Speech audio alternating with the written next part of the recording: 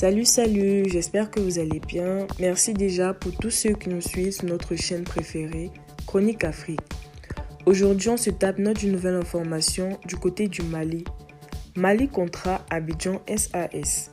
Karim Keïta n'a rien à voir avec tout cela, dit son avocat.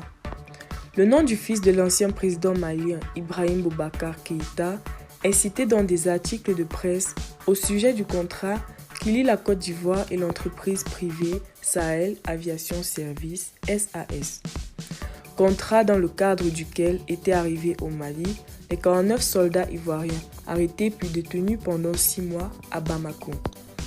Le tout sur invitation du contingent allemand de la MINUSMA, comme l'a révélé la semaine dernière RFI, mettant en lumière de nombreuses irrégularités. C'est donc à présent le contrat qui lie la Côte d'Ivoire et l'entreprise privée du Sahel Aviation Services qui focalise les interrogations.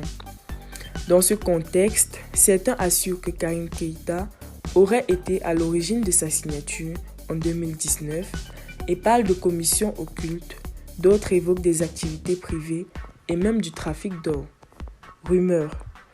Maître Sekaldi, l'avocat en France de Karim Keïta, veut apporter aujourd'hui un catégorique démenti à ce qu'il qualifie de rumeur. Karim Keïta n'a absolument rien à voir avec ce contrat. Ce qui me gêne, assure l'avocat de Karim Keïta, c'est que l'on veut donner une certaine légitimité à la prise d'otages effectuée par des autorités maliennes sur des soldats ivoiriens. C'est ça la vérité. Il n'y a aucun élément qui permet, ni de près ni de loin, de dire que Karim Keïta a joué un rôle quelconque dans cette affaire. Pourtant, Karim Keïta présidait la commission de défense de l'Assemblée nationale quand ce contrat a été conclu entre Abidjan et la société SAS à la demande du contingent allemand de la MINUSMA, mais pour des activités dans l'aéroport de Bamako. Aussi ne semble-t-il pas totalement incongru d'imaginer qu'il ait pu être compliqué. Couac administratif. Cela ne révélait pas de ses compétences, rétorque Maître Sekaldi. Ça révélait de la compétence de la MINUSMA. Qu'il y ait eu des couacs administratifs, c'est certain, mais Karim Keïta n'a été mêlé ni de près ni de loin à ce contrat. Alors, ensuite, développe encore l'avocat de Karim Keïta, vous avez toutes ces rumeurs, c'est l'odeur du sang, de stupes, c'est-à-dire que l'on met en cause des personnalités qui sont nécessairement corrompues. Pour eux, certains. Voilà pourquoi on parle des rumeurs les plus folles.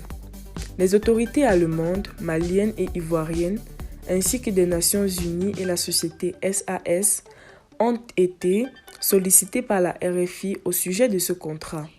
Ces demandes sont toutes restées sans suite. Après le coup d'État militaire de 2020, Karim Keïta, comme d'autres personnalités politiques maliennes, s'est exilé à Abidjan, où il reste toujours actuellement. Restez toujours courtois en commentaire et respectez les règles de la communauté.